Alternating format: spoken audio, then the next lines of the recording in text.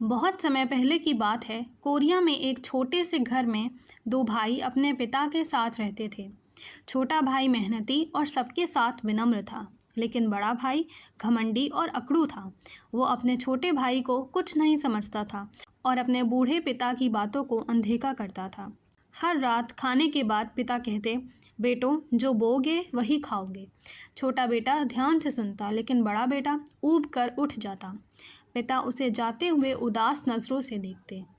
जब पिता बहुत बीमार हुए और उनके आखिरी पल आए तो उन्होंने दोनों बेटों को पास बुलाकर कहा, बेटो परिवार से बढ़कर कुछ नहीं होता।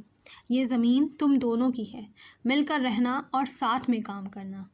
लेकिन पिता के मरते ही बड़ा भाई गुस्से से भर गया।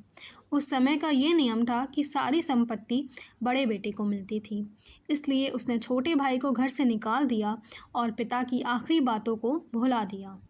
छोटा भाई दुखी होकर कई मील चला और उसे एक ऐसे ज़मीन का टुकड़ा मिला जिसे कोई नहीं चाहता था। वहाँ उसने चावल बोए और मिट्टी का एक छोटा सा घर बना लिया।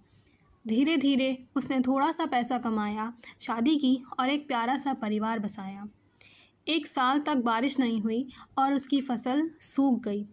बच्चे भूख से कराहने लगे। मजबूर होकर छोटा भाई अपने बड़े भाई के पास गया और बोला, भाई पिताजी की ज़मीन पर उगी चावल की कुछ फसल मुझे भी दे दो।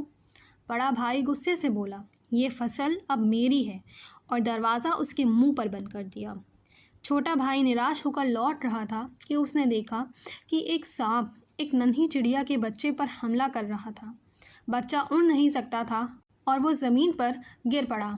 छोटे भाई ने तुरंत उसे उठाकर बचाया और सांप के चले जाने के बाद उसे फिर से घोंसले में रख दिया।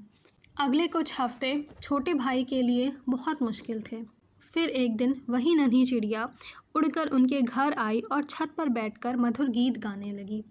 फिर उसने 3 बार घर के ऊपर चक्कर लगाया और एक बीज ज़मीन पर गिराया। देखते ही देखते उस बीज से एक बेल उग आई और कुछ ही मिनटों में उस पर रसीले खरबूजे लग गए।